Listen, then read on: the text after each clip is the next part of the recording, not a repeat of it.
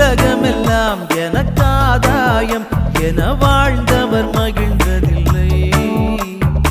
ஆன்மாவே எனக்காதாயம் என வாழ்ந்தால் கவலை இல்லை.